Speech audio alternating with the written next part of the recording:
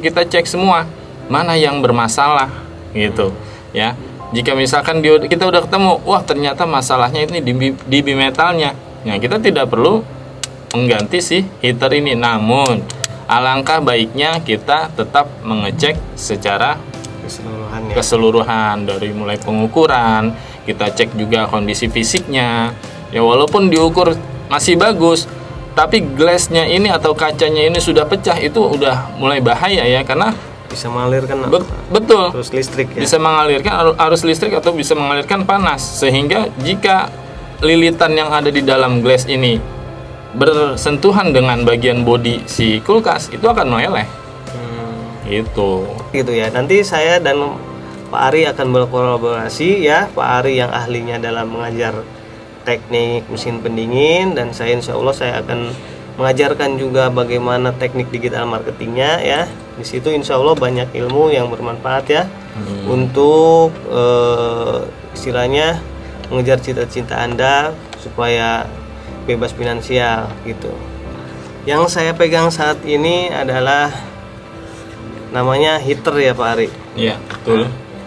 Nah ini heater ini kita akan gali ya, apa sih sebenarnya heater ini, fungsinya apa, dan bagaimana cara menganalisa kerusakannya. Nanti saya dia menghubungkan kerjanya itu seperti overload ya. Plat yang ada di dalamnya jika terkena suhu dingin yang melebihi di atas dari suhu standarnya atau suhunya sudah tercapai dari si bimetal ini, maka dia akan terhubung dan dialirkan menuju ke heater ini. Diperintahkan agar heater kemudian bekerja. Ini apa ini Pak Ari ini? Nah itu sama fungsinya, dia berdekatan dengan bimetal posisi peletakannya. Fungsi si fuse panas atau thermofuse ini hanya sebagai sikring pada rangkaian kelistrikannya.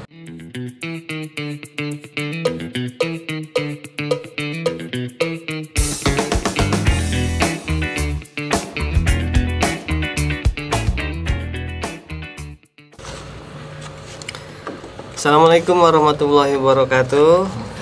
Kembali lagi ya di Gosima Teknik Channel.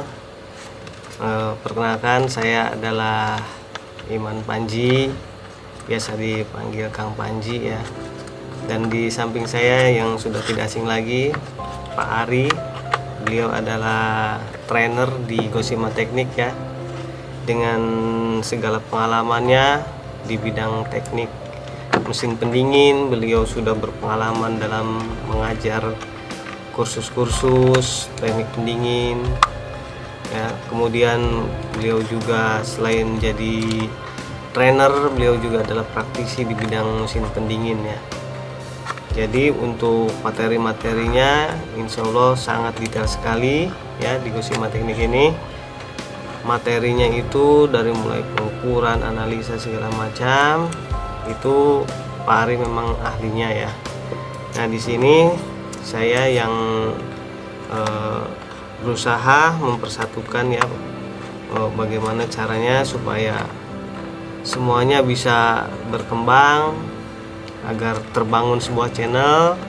Makanya antara saya Kang Panji dengan Pak Ari berkolaborasi untuk membangun channel untuk tujuan mengedukasi bagi calon-calon teknisi atau teknisi yang sudah terbiasa namun ada keterbatasan ilmu. Maka kita akan berusaha berbagi ilmu tentang teknik pendingin ini ya. Selain channel ini pun kami juga membuka e-course ya untuk teknik mesin pendingin. Itu ada servis kulkas, AC ya, AC mobil, AC split gitu. Nanti untuk linknya bisa nanti dilihat di deskripsi ya. Nanti kita akan taruh di deskripsi. Untuk manfaat kursusnya itu, e-course ini kita bikin secara online ya. Dan selain kita membuat e-course tentang cara teknik servis mesin pendingin ya, kami juga menyertakan tips dan triknya untuk memulai membuka usahanya, dari mulai teknik pemasarannya, digital marketing dan lain sebagainya ya. Insya Allah di situ akan bermanfaat ya.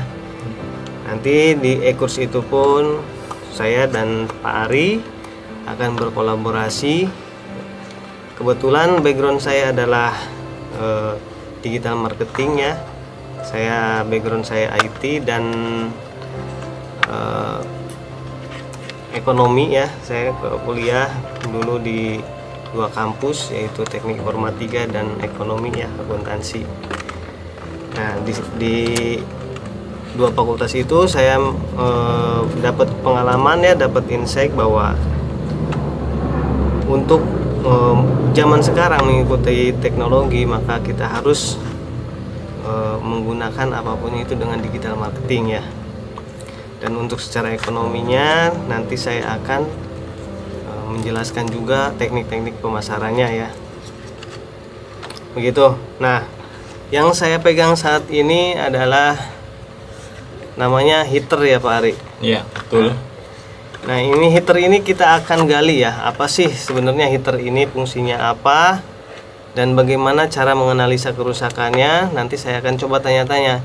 Saya juga dulu sama Pak Ari ya, waktu membangun kursus secara offline, itu pun saya juga ikut terjun juga untuk membangun usaha di bidang servisnya ya. Cuma saat ini saya akan mengulas kembali ya, apa ini fungsinya dan sebagainya. Saya akan bertanya-tanya sama Pak Ari. Ini tuh apa gitu, bentuknya seperti neon ya, di dalamnya ada lilitan-lilitan kabel, dan ini untuk apa kayak gitu, supaya teman-teman juga yang menyaksikan video ini sedikit punya wawasan yang bisa kami share, supaya ini bisa menambah ilmu buat Anda ya. Oke Pak Ari, nanti selanjutnya saya minta penjelasan ini. Ini apa namanya Pak Ari? Ya, jadi Kang Panji udah tanya, sekaligus biar kawan-kawan yang lain tahu ya. Ini adalah heater glass atau heater kaca ya. Dimana heater ini sering digunakan pada kulkas atau lemari es 2 pintu yang posisinya berada di pintu paling atas ya. Di evaporator ya Pak. Di bawah evaporator posisinya, di harus ya. Di bawahnya karena dia meratakan panas ke bagian atas evaporator sehingga tidak terjadinya penumpukan atau pemblokan bunga es pada evaporator. Nah, jadi dia yang mencairkan nanti. Nah, kerja heater berdasarkan juga dari perintah bimetal. Nah, bimetal itu fungsinya apa sih Pak Ari buat? Untuk penghubung. Penghubung. Jadi dia yang menghubungkan arus listrik yang membagi ke heater ini dengan dikirim melalui timer. Setelah kompresor off kerja, maka dia terhubung dan heater pun bekerja untuk mencairkan bunga es supaya tidak berlebihan. Itu. Oh, jadi mungkin prinsipnya gini ya Pak Ari, si bimetal ini mendeteksi dingin. Betul. Nah, jika misal si dingin kulkas di evaporatornya itu sudah melebihi dingin, itu udah full. Betul. Dia akan menyambungkan heater ini. Iya, dia menghubungkan. Kerjanya itu seperti overload ya. Plat yang ada di dalamnya jika terkena suhu dingin yang melebihi di atas dari suhu standarnya atau suhunya sudah tercapai dari si bimetal ini, maka dia akan terhubung dan dialirkan menuju ke heater ini. Diperintahkan agar heater kemudian bekerja. Ini apa ini Pak Ari ini? Nah, itu sama fungsinya, dia berdekatan dengan bimetal posisi peletakannya. Fungsi si fuse panas atau thermofuse ini hanya sebagai sikring pada rangkaian kelistrikannya. Jika suatu saat misalkan arus listriknya berlebihan atau ada masalah pada arus listriknya, maka dia yang memutus arus sehingga tidak terjadi kerusakan pada si heater ini. Ini yang bunuh diri berarti ya? Betul, dia yang bunuh diri. Kemudian ini kan berbentuknya seperti neon ya? Ya. Apakah nanti kalau misal disambungkan itu mengeluarkan cahaya gitu? Enggak, dia hanya neon. hanya mengeluarkan hawa panas saja, suhu panas yang terjadi di sini. Itu. Mungkin di bagian dalam itu Di bagian menyala, dalam ya. lilitannya. Itu. Nah, kemudian ini pun ya permasalahannya kan biasanya kan suka istilahnya blok es ya. Blok es Ya. itu kan akhirnya di bagian freezernya aja yang dingin, terus yang di bawah kan biasanya bagian sayur dan makanan lain-lain Betul. itu tidak dingin. Mungkin bisa jadi karena permasalahannya ini. Iya, karena dianya tidak bekerja, maka blok es yang ada di evaporator menumpuk, maka menutup jalur antara pintu atas dan pintu bawah. Jadi sehingga fan itu tidak dapat membagi hawa dingin yang ada di pintu atas ke pintu bawah.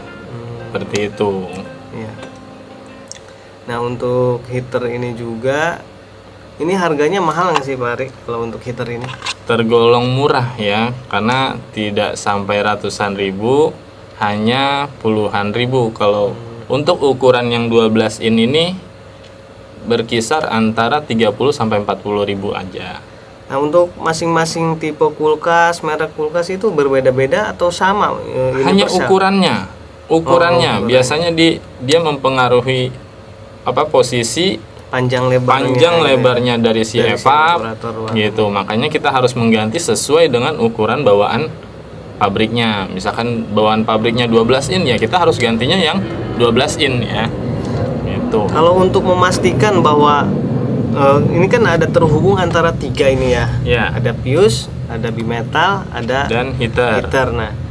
Nah, untuk teman-teman teknisi mungkin bingung ini mana yang rusaknya, mana yang harus diganti gitu kan? Apakah betul. metalnya, apakah fuse-nya atau heaternya? Nah, ini sering kalau untuk misalnya heater yang bermasalah itu tandanya apa gitu? sering Cara terjadi ya. Jadi padahal yang rusak belum tentu heaternya gitu. Kebanyakan teknisi langsung udah ganti aja gitu.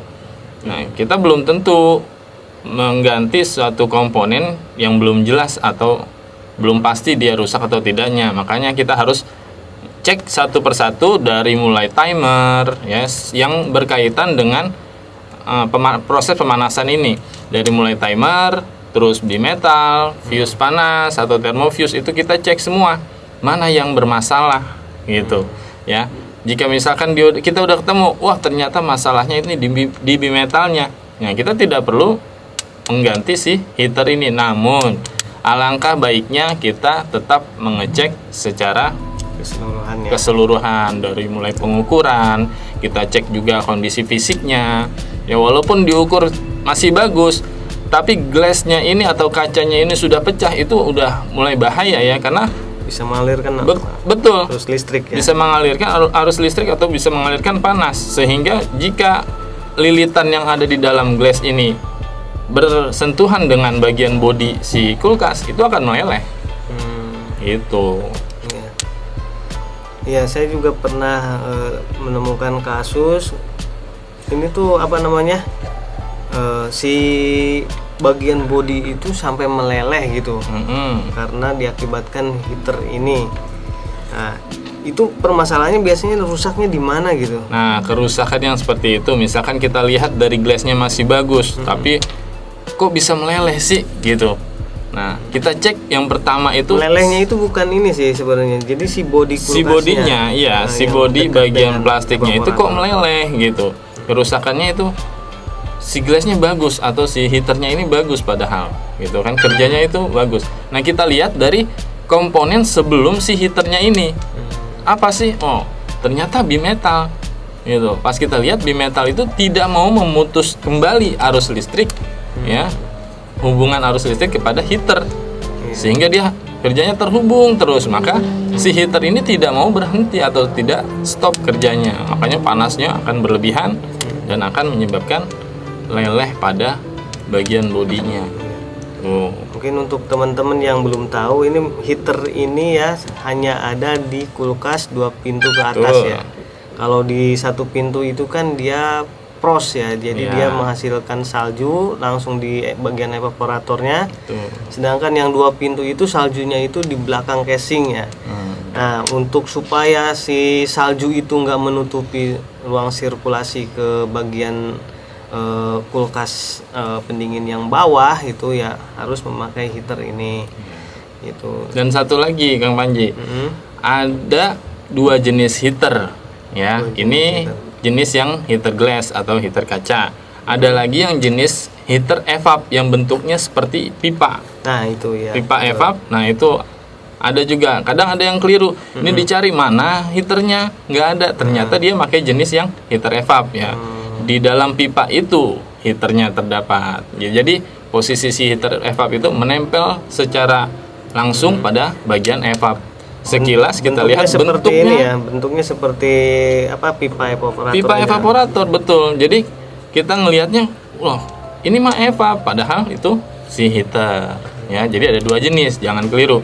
Pipa evap selalu dilapisi dengan kisi-kisi, sedangkan pipa heater itu tidak dilapisi kisi-kisi ya. Oke, untuk pembahasan heater ini ya saya juga jadi mulai ingat kembali ya, yang sudah lama tidak ikut terjun ke lapangan servis seperti itu. Sekarang jadi mulai mengingat kembali fungsi-fungsi heater ya, fungsi boom metal, fungsi fuse ini ya. Nah, untuk teman-teman mungkin yang sedang kesulitan dalam servis kulkas yang 2 pintu ya, kadang-kadang kebingungan apa masalahnya. Permasalahannya kadang-kadang ini bukan masalah di ketiga ini saja ya, ada terjadi misal wah ternyata ini ke bawah nggak kedingin-dingin, di atas dingin, padahal semua ini udah diganti. Nah teman-teman juga harus perhatikan bahwa sirkulasinya dipastikan memang tidak ada sumbatan ya. Biasanya ada sumbatan itu bagian busa itu bisa menutup, atau busa itu karena lama kelamaan kedinginan itu dia akan sedikit memuai ya. Jadi sedikit melebar gitu ya. Jadi si jalurnya tertutup. Si ruang awalnya sirkulasinya segini, lama kelamaan kedinginan basah dia bisa mengecil. Nah di situ mungkin harus diperhatikan sama teman-teman, bisa entah mungkin dilubangin sedikit lagi, tapi jangan sampai dilubanginnya terlalu besar ya. Kalau misal ada tertutup atau mengecil, diusahakan disesuaikan saja porsi untuk sirkulasi ke bawahnya. Kalau seandainya terlalu lebar dari atas sirkulasi ke bawah, itu sayur-sayur nanti jadi beku di bawah gitu. Oke Pak Ari, terima kasih banyak ya untuk waktunya. Nanti kita akan bahas lagi tentang komponen-komponen kelistrikan AC, kulkas ya, AC split, AC mobil, kulkas, freezer, showcase dan lain-lain. Kita akan bahas semua di channel ini ya. Dan jika ingin gabung di e-course-nya, bisa nanti kunjungi website kami ya di serviceac.com atau di kangpanji.com ya. Nanti untuk member areanya ada di member.kangpanji.com ya. Untuk mungkin ada pertanyaan siapa sih yang mengajar gitu ya, nanti saya dan Pak Ari akan berkolaborasi ya. Pak Ari yang ahlinya dalam mengajar teknik mesin pendingin, dan saya insya Allah saya akan mengajarkan juga bagaimana teknik digital marketingnya ya. Di situ insya Allah banyak ilmu yang bermanfaat ya, untuk istilahnya mengejar cita-cita Anda supaya bebas finansial gitu. Mungkin dari teman-teman juga berpikir, wah kalau seandainya jadi teknisi servis AC, wah saya harus jadi teknisi terus-menerus. Nah, nanti di e-course itu nanti saya akan ajarkan bahwa mampu menjadi teknisi servis ini tidak harus selamanya jadi teknisi. Anda bisa menjadi pengusaha. Insya Allah ya, di e-course itu banyak sekali ilmu yang bermanfaat. Selamat bergabung ya. Terima kasih Pak Ari. Sama-sama. Semoga video ini bermanfaat untuk teman-teman semua ya. Untuk supaya channel ini terus berkembang, mohon bantu komen ya, like, share, and subscribe-nya. Terima kasih. Assalamualaikum warahmatullahi wabarakatuh.